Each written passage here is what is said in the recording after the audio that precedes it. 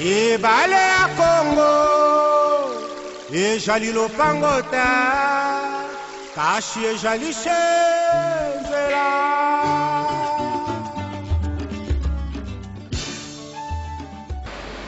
mbote na balani nyonso ya Moyo TV Canal Plus et puis ya RTNZ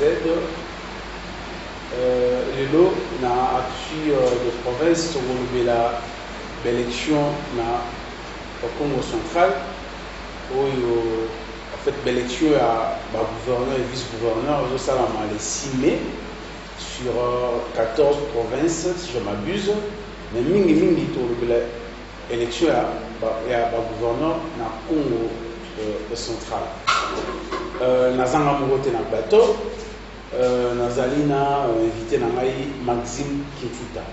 Et sans plus tarder, je me retourne vers mon invité, Maxime Kimfuta. Bonjour. Bonjour, Dégoudi.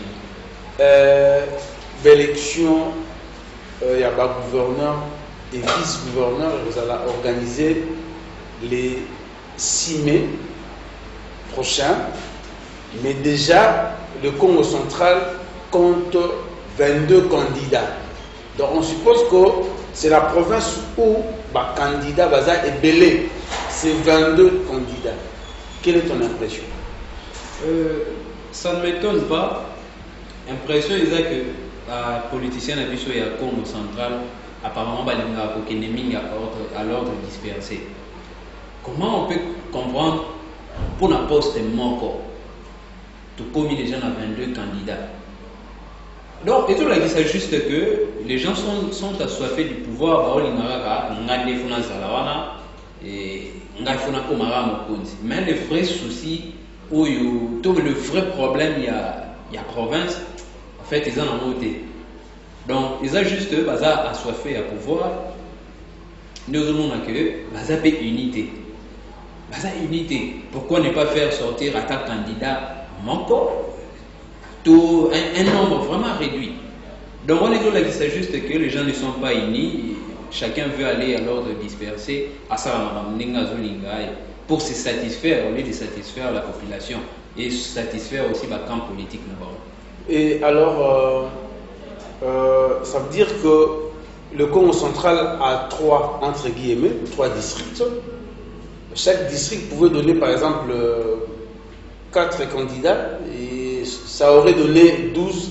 Et nous avons même bien parce que dans la province tout le monde, par exemple, un candidat Moko, par exemple, un candidat Misato, par exemple, un candidat 13, par exemple, un candidat 12, c'est seulement au Congo central où tu as 22 candidats. Donc on suppose que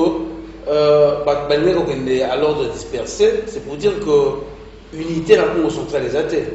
Unité est athée. Et des fois, on a tout problème, on est bandit, les lotés. On n'a pas de problème de belé, surtout ceux qui vivent particulièrement et pas la mission de Madima. Tout ça, on a pas de problème de belé, tu peux résoudre en monter parce que maintenant, on a ça alors que ceux qui bloquent ni balé, même Bako Baloba, ceux qui ont Mbam, qui est Yomoko, ceux qui ont Musika, qui est Naba. Mais contrairement à ce Congo central et comment mieux vont bamona que c'est moi. Alors que des mots qui ne payent Yomoko, aux autres qui n'ont pas de salaire ou au salaté. Il y a un moment que, pour ceux qui ont un contexte au Congo central, il fallait que les politiciens réfléchir c'est quoi le vrai problème où ils ont gangréné le Congo central. Biso, on a analyse le problème où ils ont ça dans le Congo central. Mais, curieusement, qui va réfléchir face à problème quel est l'homme de la situation au Tokocha pour que quand même la population paye assez carrément non nous avons aligné comme Mokonzi azoba cortège c'est ça qu'ils veulent honneur. Alors il y a un problème Maxime, c'est que il y a des candidats qui sont aujourd'hui candidats gouverneurs, candidats vice-gouverneurs, mais qui avaient mené une guerre contre Atouma Toubouana. Est-ce que le lot guerre à positionnement, c'est-à-dire qui utiliser le pouvoir il y a haute de toi pour que je m'y mette, c'est-à-dire qui a intention à Bango faire partir Atoumatoubou. Moi, je ne dis pas qu'Atoumatoubou a bien géré, je ne dis pas qu'il a mal géré, mais toutefois, c'est des politiques qui n'a pas il faut faire partir Atoumatoubou, on va remplacer. Mais justement, Sorotali, depuis le mandat où Banda, province, ils ont toujours maquillé. Et puis, Soro Crézé, au fond, ce sont des dossiers vraiment, ils ont terre à terre. Donc, politique, ils ont régné dans tout, ils ont régné ici, au Congo central, ils ont autre fois que je m'y mette.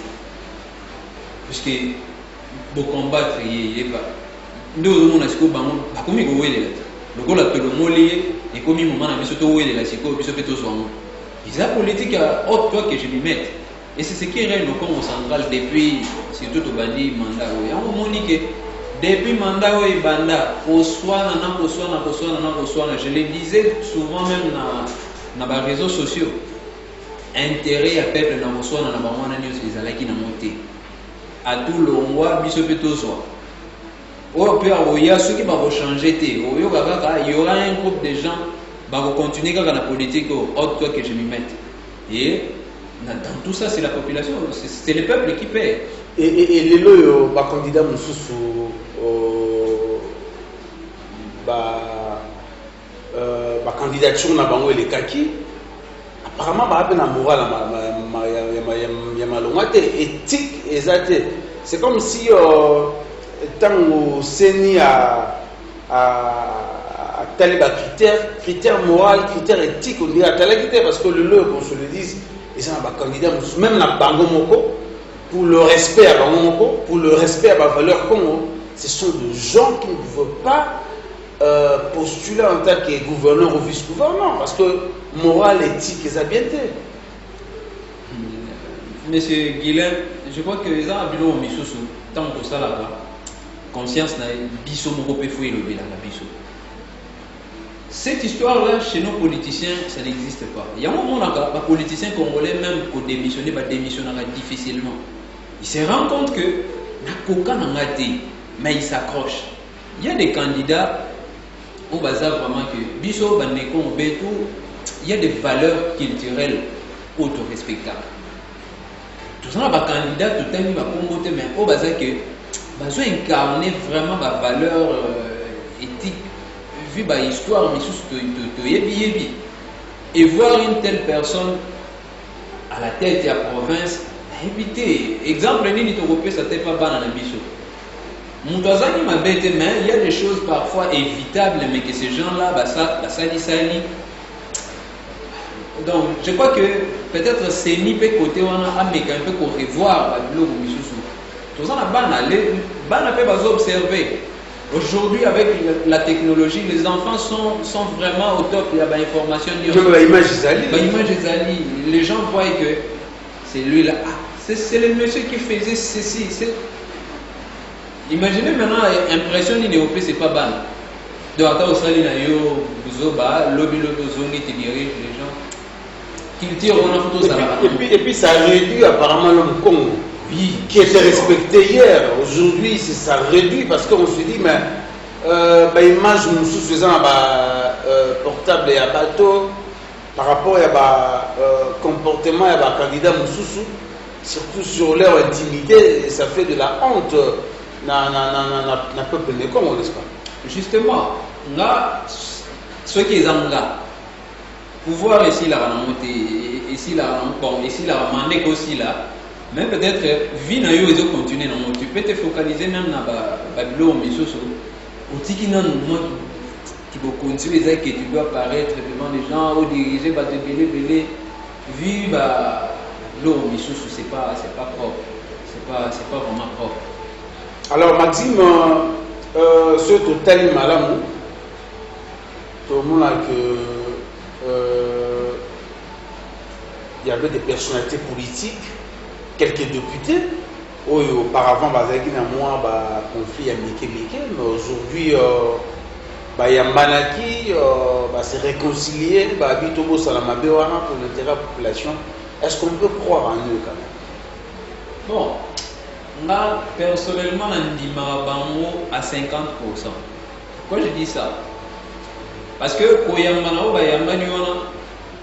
peut-être tu comprends que dans le contexte de Nîmes. parfois les solos, puisque ils ont un conflit, mais sous je vous dis, chers journalistes, ils ont un conflit, mais sous et le moi vraiment un conflit politique et comment vraiment un conflit individuel. Comment un conflit individuel. Il y a moi comment coûte que même bateau basé na ciment et les politiciens et comme vraiment Iran Irak même na vie courante comme ça.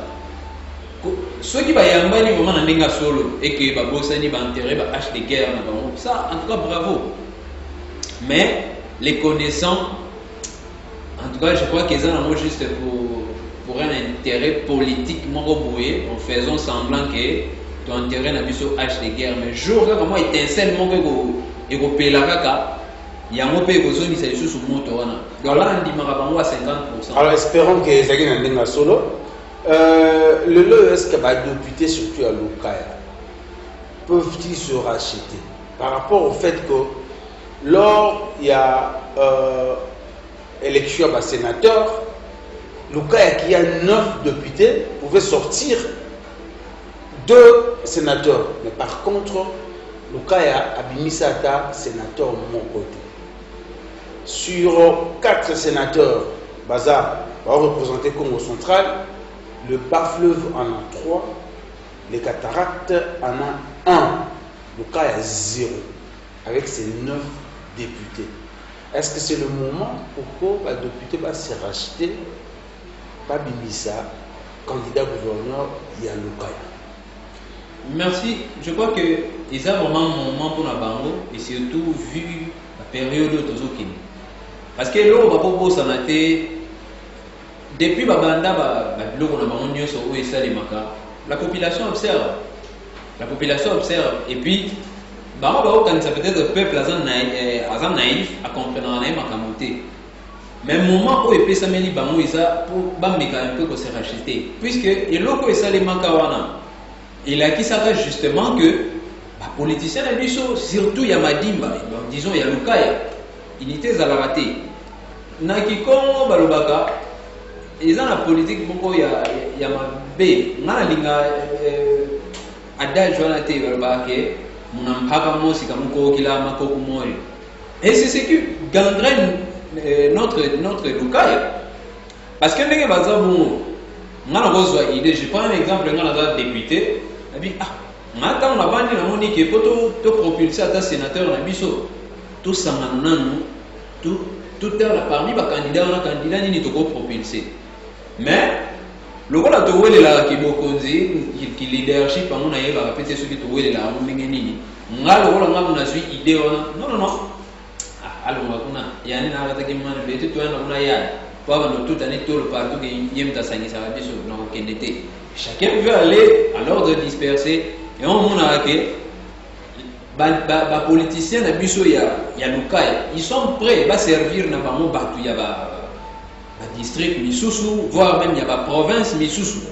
Au lieu que à l'ensemble pour que ça la loko promouvoir mboka na biso, surtout Lukaya na biso. Non, ils préfèrent maintenant que nandenge nae asala ma nandenge nae parce que c'est moi, faut pas sentir qu'ils en gardent.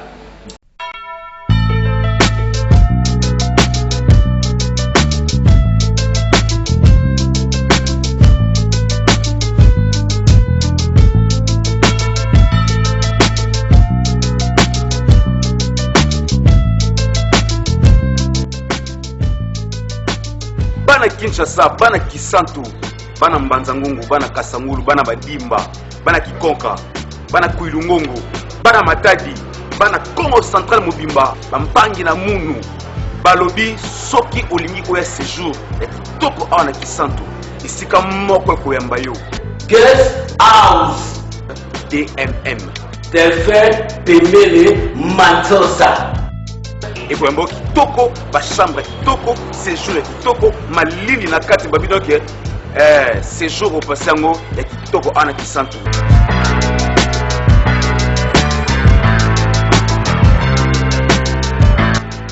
Kitoko nyonso ko bituna teke tozana paradis, na kata restaurant classe, na kata DMM, ça veut dire ko bituna te zawapi ezana route nationale numéro 1. Précisément dans le quartier Wombo, en face ya centre social tout près na parking ya Maringa makambu BMM ya moezala te pasi obina kozoyoka na mitema mwana kenda Belgique azopanga kozonga pa olala ndako ndianga makambo wana etikala lisu te kisantu na bango ndenge moko fimbu.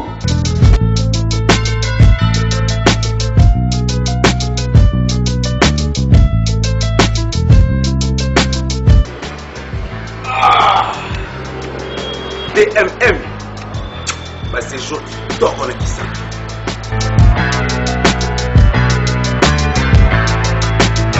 Maxime Kifuta sur les loyaux il faut to pesa ba député quand même confiance to le baké o les cas qui to le baké ba député ils peuvent se rattraper parce qu'ils sont intelligents. Ils peuvent se rattraper. Est-ce que tu même à travers cette émission qu'il est temps pour qu'ils se rattrapent? C'est le moment, c'est une occasion. Pourquoi pas ça le fort? Le 9 Bazali, 2-5 na Madimba, 3 na Kasangulu, Moko na Kivula. Est-ce que ça le forte? Parce que nous avons des députés qui pèsent. Je ne voudrais pas citer les noms, mais nous avons des députés poids lourds. Au Baza que le Loso Baïba Sangana, c'est une force. Tu as des députés de rôle là-bas, s'il faut citer les noms, tu as des députés de rôle là-bas Matousila, tu as des députés de rôle là-bas Dimel, tu as des députés quoi qu'il est candidat, tu as des députés de rôle là-bas Papi Mambo. Est-ce que ce balobi pas Sangana le 9 va produire biso candidat moko ya Lukaya, une manière de se rattraper, de se racheter la population. Au moins il était que les choses sont possibles et les choses sont bénéfiques pour nous. Oui, il y a un qui pour le tantôt. Ceux qui même dans l'élection il y a un sénateur Lukaya qui au Bimisa des sénateurs alors qu'il n'avait besoin que de 4 voix pour Boutobimisa sénateur. Avec 9 députés, on pouvait donner 2 sénateurs. On pouvait donner 2 sénateurs, mais au Koki au Bimisa à ta sénateur en voté. Il y a un qui Koloba Awa que apparemment les politiciens il y a Lukaya disons, ils préfèrent travailler pour d'autres coins que va travailler pour la Bissomoko. Unité des ans à Rabango. Il y a un moment et pendant l'élection il y a des sénateurs. Baza incapable de Bimisata sénateur Moko. Et suite au sein de l'attention, l'histoire va se répéter dans l'élection. Et aujourd'hui, Lukaya, tu as comme un candidat gouverneur, Madame Chantal Malamba, Monsieur Diomi, l'honorable Dimelo, l'honorable Lukoki, qui sont de candidats originaires Yamadimba. Est-ce que c'est pas trop quand même? Moi je trouve que c'est trop. Parce que le candidat est belé, on n'a rien que pour le 4 est là pour la Lukaya. Non, pour la Madimba. Bon, disons pour la Madimba. Madimba, tu as combien de députés? Maintenant, bako voter nani, bako tika nani. Pourquoi ne pas promouvoir à ta moutoumoko? Vous dites que situation où tu as dans la Congo centrale. Vous étudiez, vous dites que en tout cas, dans le total, tu propulsé Moutou. Mais Oyo a candidat. Finalement, confusion est au quota. Oyo a Congo, si parfois on risque de à la hauteur, il y a un gouverneur. Ça peut-être à cause à la hauteur parce que bon, il y a une chose, Maxime Kimfuta,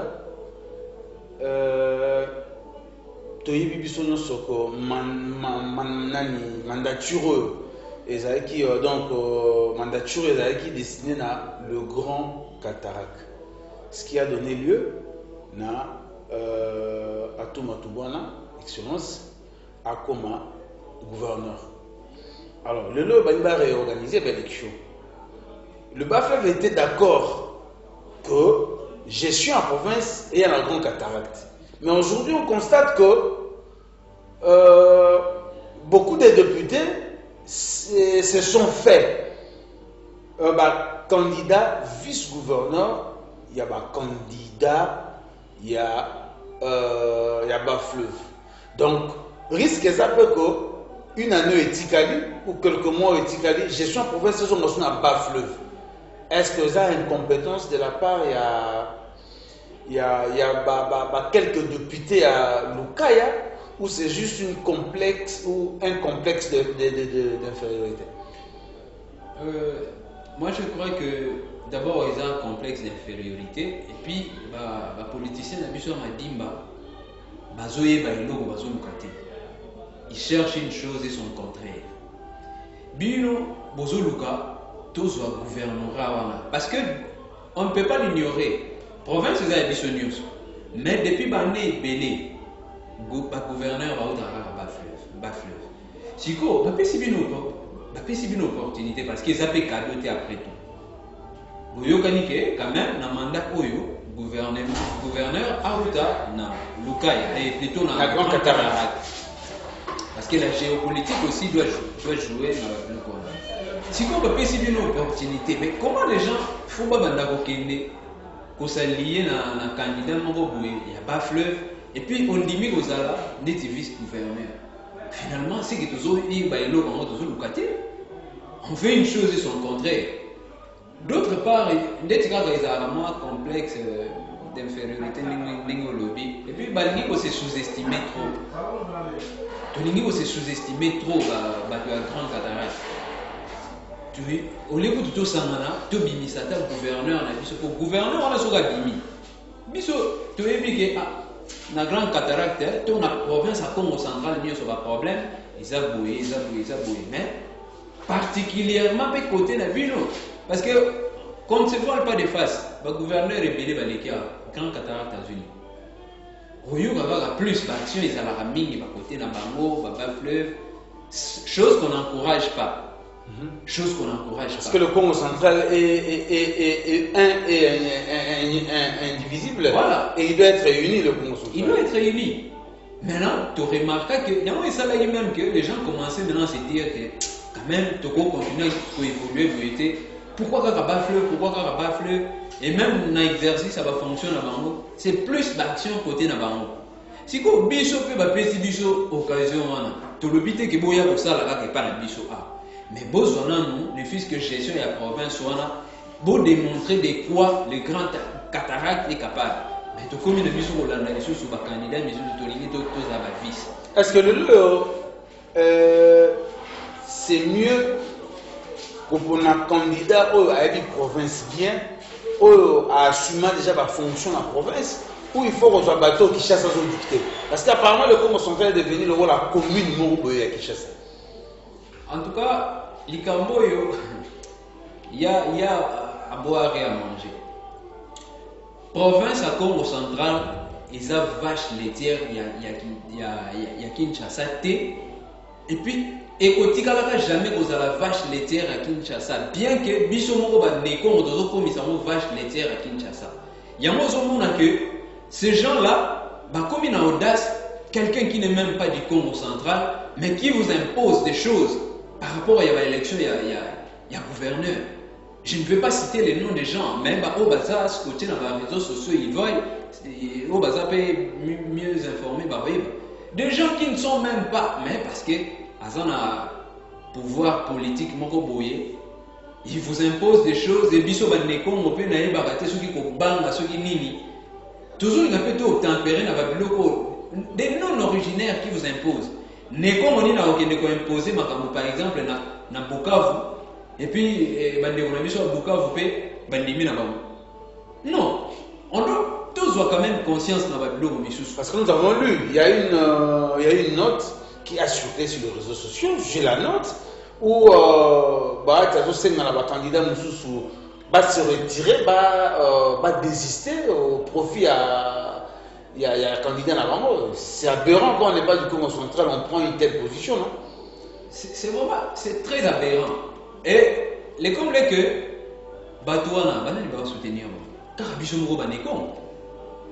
Car biso moko banekon. Publiquement, on vient, non, biso, on va faire ce que, la population a se retrouver. Mais la police, ils vont répondre à la mot d'ordre de Kinshasa. Et c'est ce qui fait que Congo central, malgré Bambongo, ils sont dans la province, tout ça parmi la province, ils ont force économique, il y a beaucoup. Mais qu'est-ce que nous avons? Parce qu'ils ont un Babylone au Missoussoué, je prends un exemple.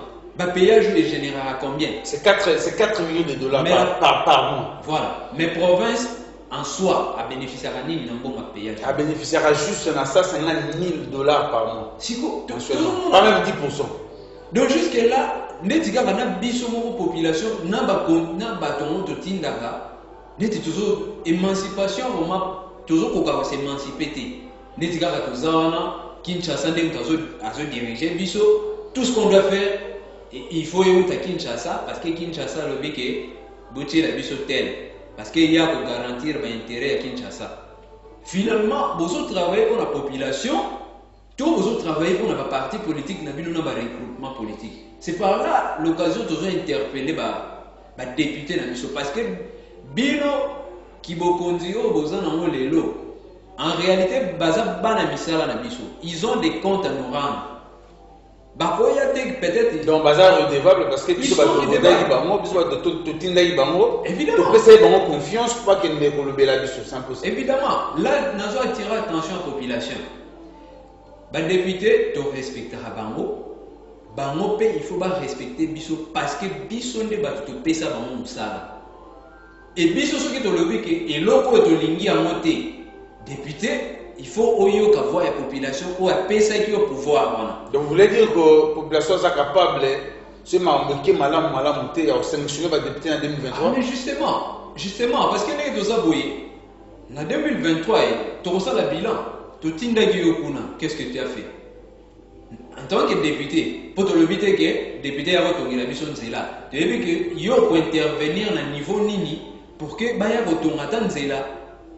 Loi nini oyo proposa qui baldi nini oyo proposa qui il y aura un bilan au kokino au sein de l'autre côté. Bon, on doit renouveler sur confiance pour nous puisque quand on se voit pas de face mandat au nio finiki m'a dit bah tout fini et le côté tout stade papa stade bon toyokas nalingana vraiment débat ate toyoka stade ngaki tonga na yeba répéter isuka ndenge nini ba bloc on a eu. Dis-moi, stade ton maman, si tout va bien, peut-être que si par le but, je crois que si Dieu fait grâce, honorable Abon, le stade est aussi là. Bon, ce qui est aussi là, tant mieux. Ce qui est aussi là, dans un dossier où il y a boucle, ici. Les lots, et l'eau va m'arrêter sous-souté. Parce que, province, c'est comme on a géré un cercle, il y a mis mon robot.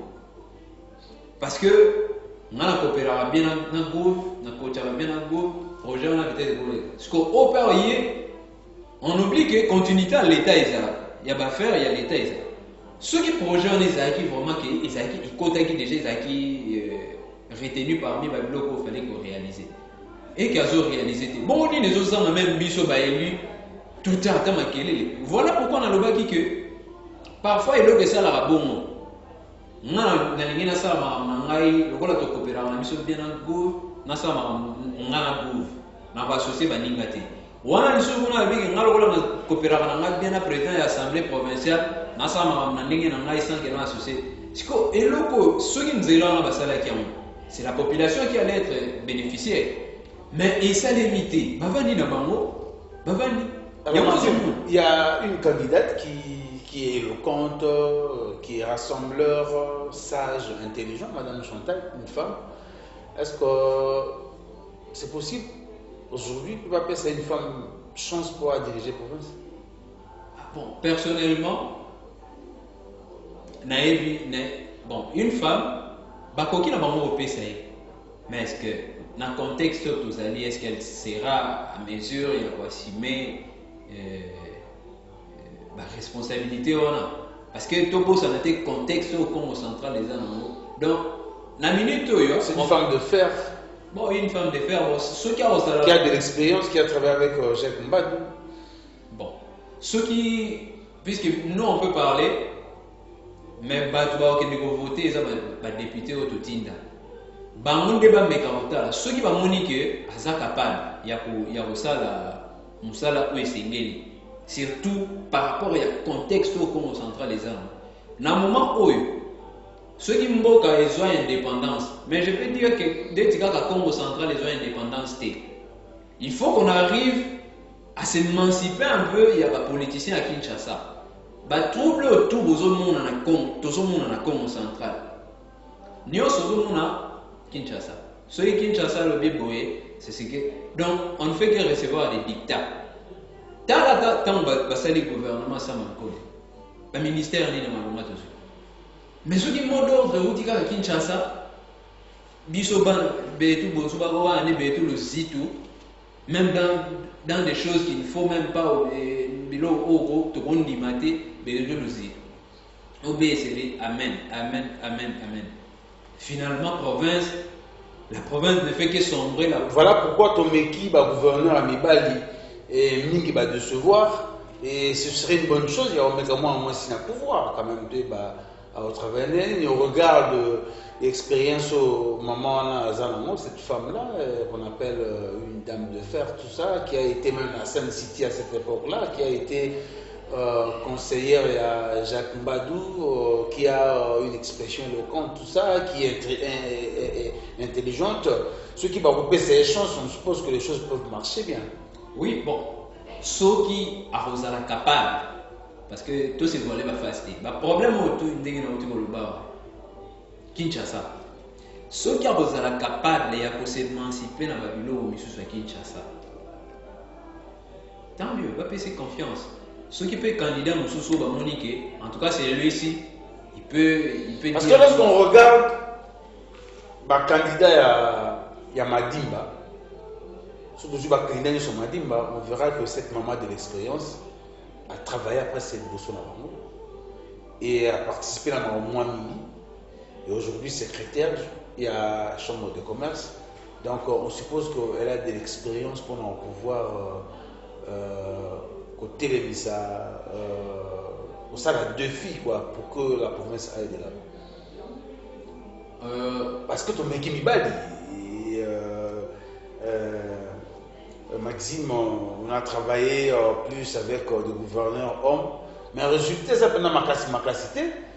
Mettons une femme à la tête de la province, peut-être que les choses marcheraient, parce que de l'autre côté, tout en a Moissi, d'un côté, tu en as Moissi, de l'autre, tu en as Mobali à Assemblée, peut-être que les choses peuvent bien marcher. Comment je dirais, ça nous éviterait des conflits, franchement. Bon, au moins, les Cambouisa Awa, en Mokoyo, expérience et comptable. Mais, Maramisusu, auto, tu peux vivre vraiment dans le régime passé. Vous voyez des professeurs d'université bourrés d'expérience, travailler dans l'institution, il y a beaucoup d'expérience les années. Mais leur problème est comme ça, ceux qui ont commis ce qu'on travailler pour la camp politique, donc au communauté n'a même lié. Au communauté n'a même lié, au commis redevable dans la camp politique n'a eu plutôt que aux redevable de la population.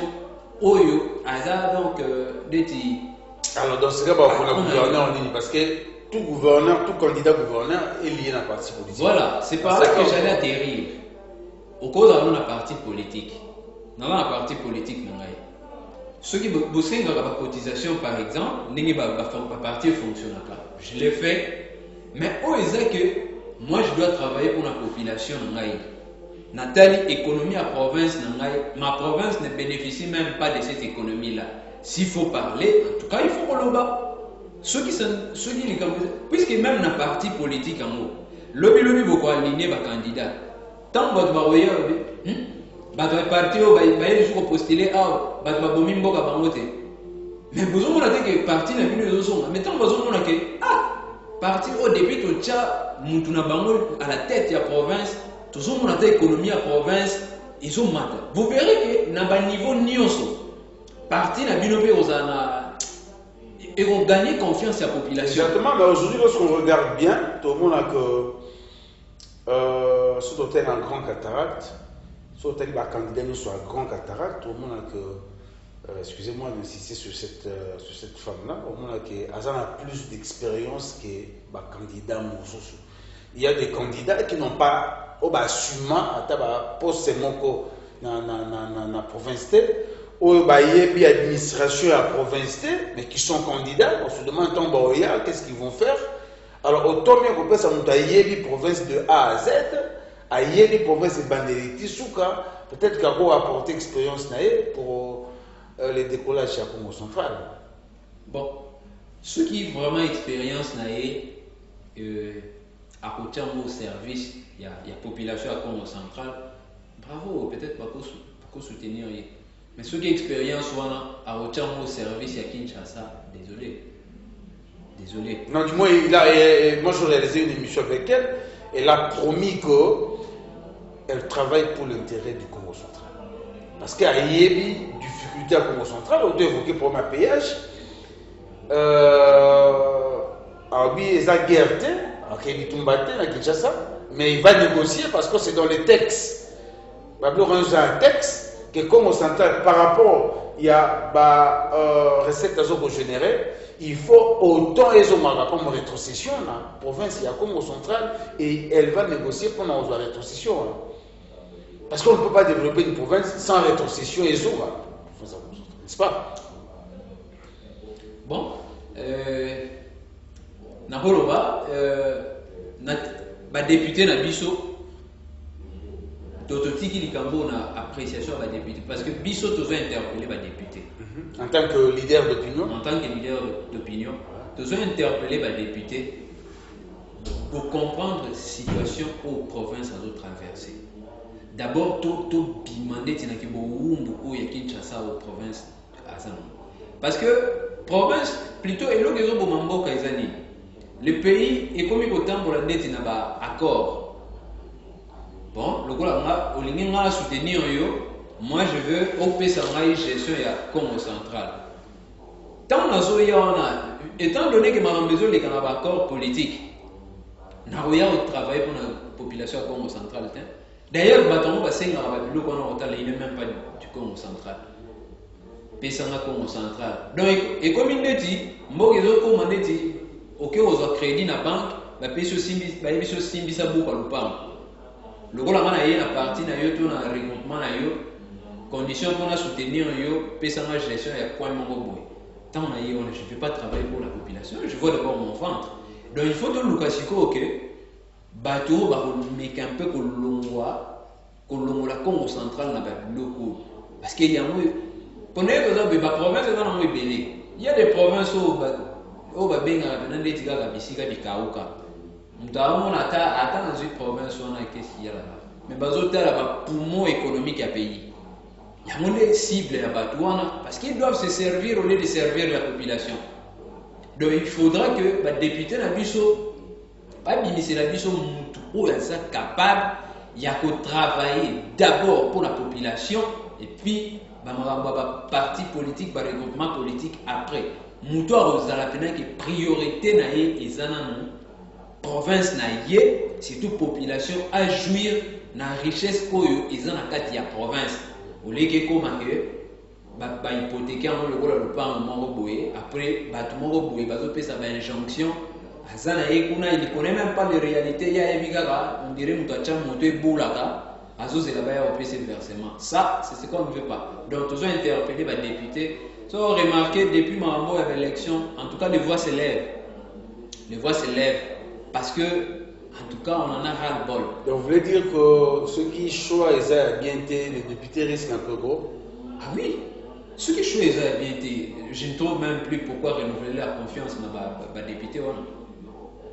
Puisque ceux qui n'ont pas depuis tout le temps, tout ce qui est sur l'eau comme pourquoi renouveler le mandat? Donc, ils ont dernière chance, ou peut-être qu'ils se racheter. En tout cas, là, ça n'engage que moi. Ceux qui font un et que basali biso et logo ezaki en tout cas et koki ko zongi sa province na libulu au province ça. En tout cas, je ne trouve pas où il faut pousser biso to renouveler les sous confiance na ba député ça je l'ai dit. Ça, je l'ai dit. Biso Batutinda Bangoukuna, ils sont redevables à la population. Donc, on suppose que l'utinayo continue sur les réseaux sociaux pour interpeller les gens qui ont la possibilité de faire des émissions. Oui, en tout cas, lutte n'a biso pour continuer même sur les réseaux sociaux. D'ailleurs, au parlage, n'a pas eu même des politiciens au bazo kanisake. Réseaux sociaux et sous garaka qui sont. Parce qu'il y a une intervention avec Missou, c'est bazo et Bisabino. Oh non, toi tu penses que les réseaux sociaux aujourd'hui, les réseaux sociaux constituent une véritable force de communication. Une véritable force de communication. On est au courant d'une dame à Botaki, à Zanambasu, Namasiki, la Botaki, Banabissa, ou même triplé. Mais tu es c'est grâce aux réseaux sociaux. Mais Azar, Namasiki là, tu es grâce aux réseaux sociaux. Donc la lutte va continuer pour l'intérêt de notre province. Merci beaucoup. C'est la fin de cette émission. Merci Nabaïnos Balandaï Bisso. Et ça qui presque une édition spéciale. Tu as eu l'élection il y a un gouverneur, un vice-gouverneur, les 6 mai, comme central concerné. Tu sais que député va poser la biso parce qu'on a confiance en eux. Va poser la biso candidat pour relever le Congo central parce que le Congo central vit des moments très difficiles. Le Congo central est dans l'emprise des prédateurs de Kinshasa et nous avons besoin de quelqu'un qui soit capable de pouvoir relever le défi. Voilà pourquoi beaucoup de gens vont penser dans Madame Chantal Malamba, qui est une femme intelligente, sage, éloquente, rassembleur et capable de pouvoir relever cette province pour qu'elle de l'avant. Merci beaucoup Nabaïno Soubalani Bisso. Nous revoir au prochain numéro.